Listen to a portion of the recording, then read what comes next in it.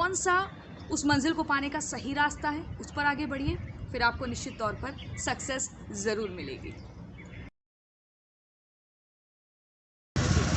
नमस्कार, मैं हूं अमर और आज के इस इंटरव्यू में मेरे साथ है तेज की सबसे तेज तरार reporter Priyanka Sharma. Welcome to my channel.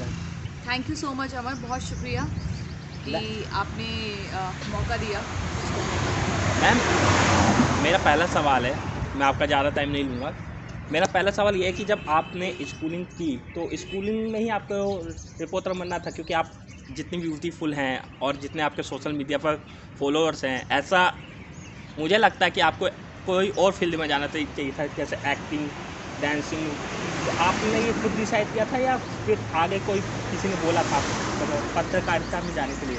अमन, आपका सवाल माफ़ कीजिएगा अमर, आपका सवाल बहुत अच्छा है। देखिए, कोई ब्यूटी ऐसा कोई पैमाना नहीं है कि अगर लड़की सुंदर है तो उसे डांसिंग या एक्टिंग में जाना चाहिए।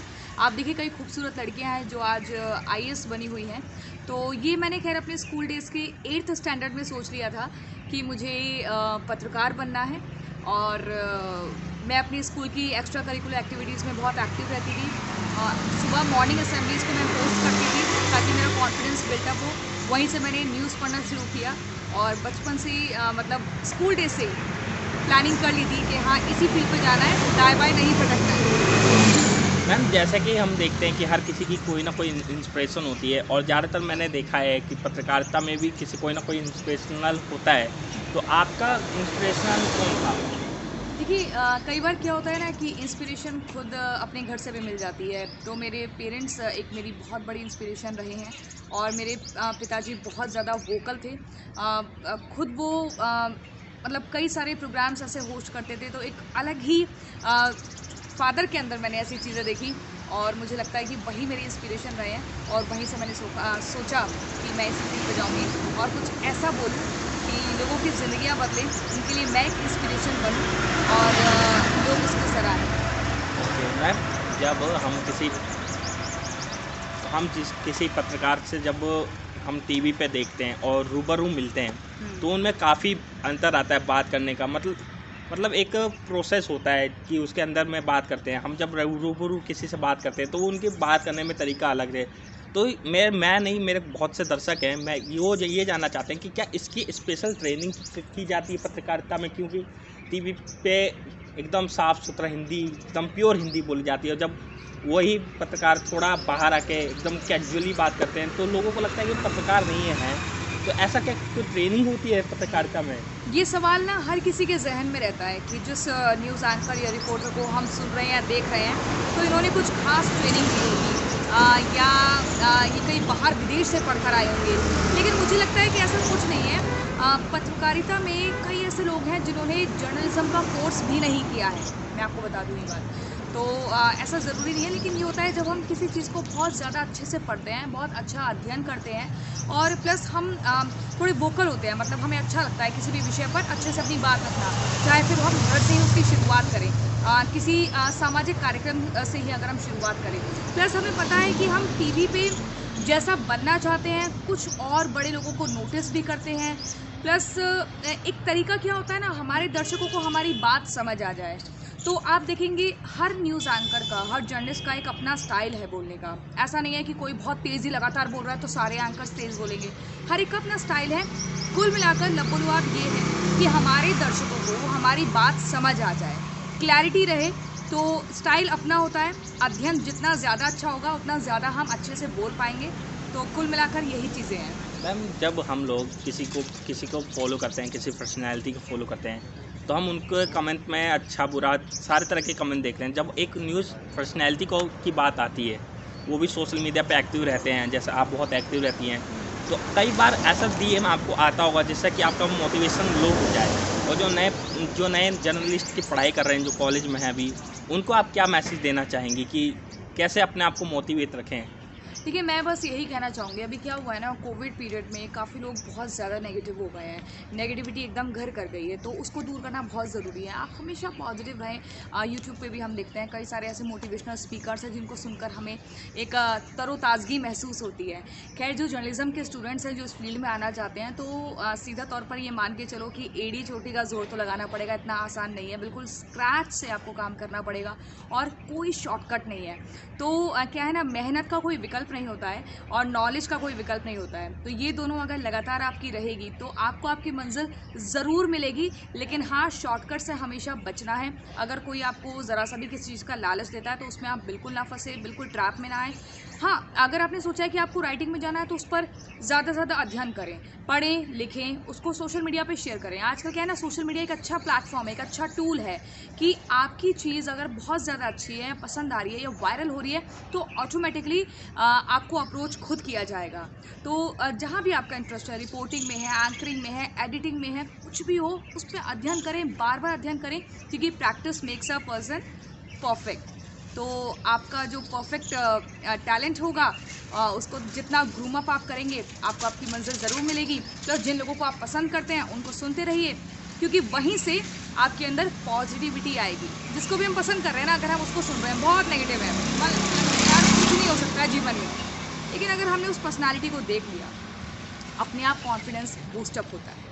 अच्छा मैम, जब मेरा एक सवाल है, क्योंकि मैं आपको काफ़ी टाइम से मैसेज कर रहा था, ये ऑन कैमरा पूछना चाहता हूँ कि काफ़ी टाइम से मैं आपको मैसेज कर रहा था बट आप रिप्लाई नहीं दे रही थी।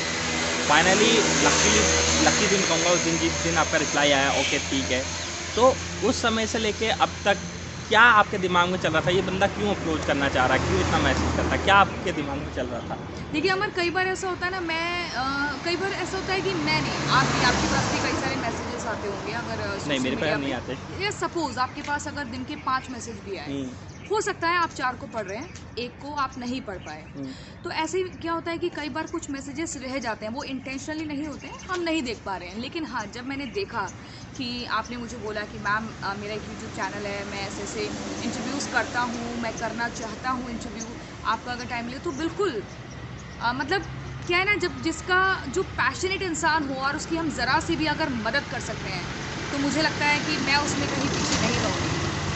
तो ये आपका पैशन है जो आपको लगातार कामयाबी दे रहा है और हर कोई आपके लिए टाइम निकाल रहा है और अपनी बातों को शेयर कर रहा है। मैम, आप एक एक एक आम आदमी के लिए, एक मेरे जैसे आम आदमी के लिए, किसी को भी किसी पर्सनैलिटी से बात करना इतना ईज़ी हो जाए, तो या कोई टाइम निकाल के देता है तो लोग कहते हैं कि इसने बहुत पीछे पड़ा होगा या काफ़ी मेहनत, या ऐसे कह सकते हैं कि चमचागिरी की होगी, क्योंकि मैं काफ़ियों के से बात कर चुका हूँ अब तक। तो उन लोगों को क्या कहना चाहते हैं कि हम, जब मैं या मेरे जैसे और भी छोटे यूट्यूबर हैं, वो किसी पर्सनैलिटी को अप्रोच करना चाहते हैं, टाइम नहीं मिल पाता, टाइम देते हैं तो सामने वाला बोलता है कि तुमने चमचागिरी की है, तो उस चीज़ को कैसे देखती हैं आप? यूट्यूबर्स के लिए जो फ्रेशर्स हैं, कुल मिलाकर यही होगा। कोई आपको कह रहा है कि चमचागिरी कर रहे हो या XYZ कुछ भी आपको कह रहा है, तो मुझे लगता है आपको उसको इग्नोर करना चाहिए, क्योंकि लोगों का काम है कहना, आप अपने काम पर आगे बढ़ते रहो। अगर आप इतना जस्टिफिकेशन दोगे, इतना एक्सप्लेनेशन दोगे, तो फिर आप जीवन में आगे नहीं बढ़ पाओगे।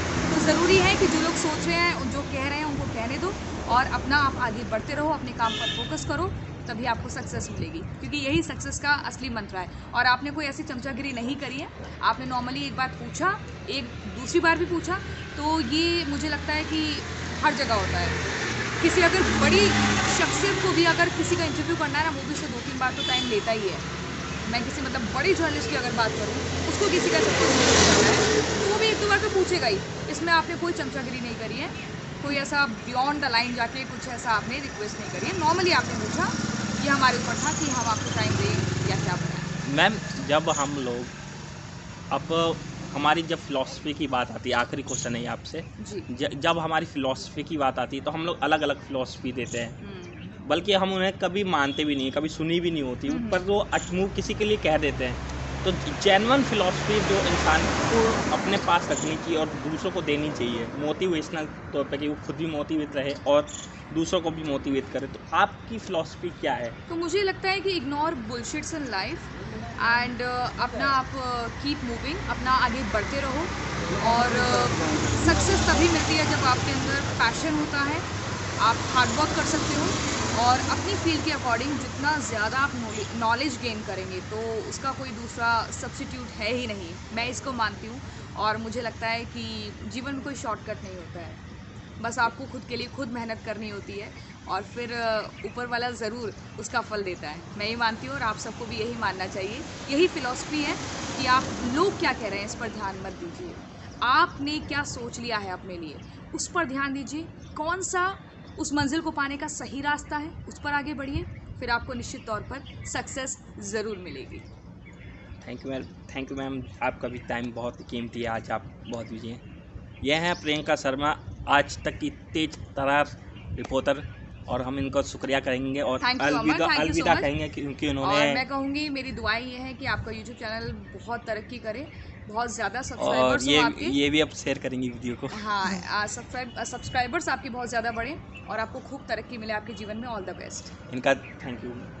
प्रियंका शर्मा आज तक से, और मैं हूं अमर। आपको अगली वीडियो में ज़रूर मिलूंगा, जब तक के लिए देखते रहिए आज मेरा यूट्यूब चैनल द ह्यूमनिटी दुनिया। Thank you very much.